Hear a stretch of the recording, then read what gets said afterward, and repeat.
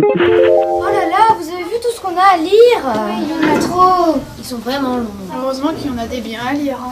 Comme celui-là. Ou celui-ci, ou celui-là, ou celui-ci, et celui-là. Alors, je vais vous présenter ce livre. Ça s'appelle À la poursuite du livre des secrets. Il a été écrit par Éric Sanvoisin. Donc, ça raconte l'histoire d'un petit garçon des rues qui est condamné à mort par le roi car il a volé une pomme.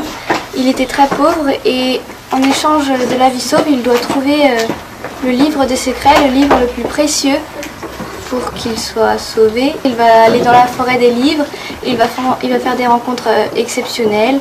Et donc j'ai beaucoup aimé ce livre car on plonge vraiment dans l'histoire, dans la peau du personnage. Et le livre que j'ai préféré, c'est Cœur de loup, parce que c'est l'histoire d'une fille et de sa mère qui vivent parmi les loups, parce que les aristocrates russes, quand les loups deviennent trop méchants ou sont trop vieux, ils leur envoient pour qu'elles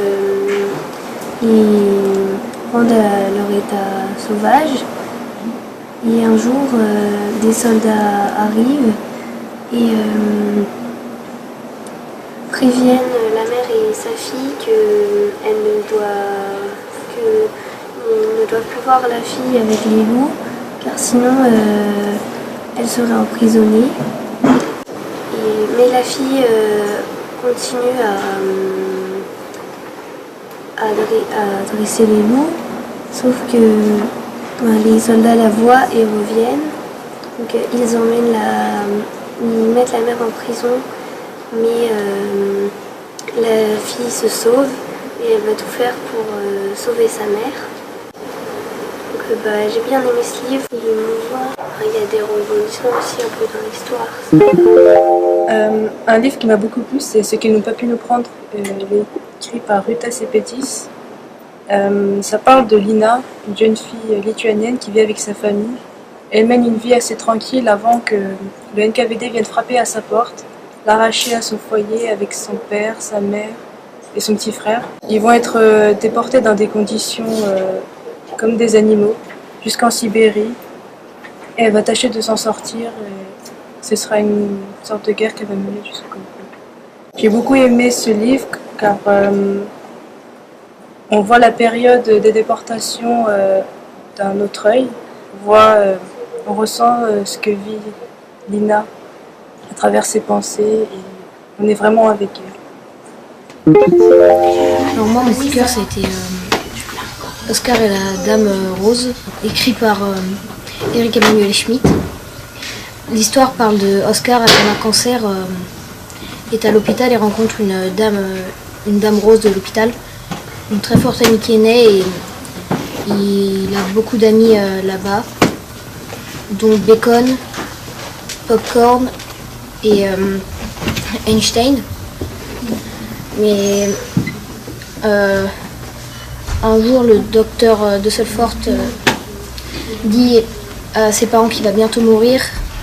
Et donc, au bout d'un moment, il y a une histoire où il va faire que chaque jour égale 10 ans de sa vie.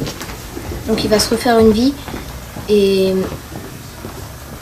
au bout d'un moment, il rencontre Peggy Blue, une fille de l'hôpital, et une autre histoire naît, mais sauf cette fois une histoire d'amour. J'ai bien aimé ce livre car il est très émouvant. On pleure beaucoup au niveau de la fin. Mais voilà. Le livre que j'ai préféré, c'est Moi et les Aquaboys. Ça parle de Lou et de sa meilleure amie Anna. Elles veulent tous les deux être qualifiées dans un camp d'entraînement intensif de natation. Mais seule Anna est qualifiée et Lou reste dans leur ancien collège. Un jour, Lou retourne à la piscine et rencontre 3 garçons. Ce livre parle de leur histoire et de comment elle va s'en sortir sans sa meilleure amie. J'ai aimé ce livre car Lou est très attachante et il est plein de rebondissements. Alors pour moi, mon coup de cœur, c'est Le complexe du papillon, qui a été écrit par Anne-Lise Heurtier.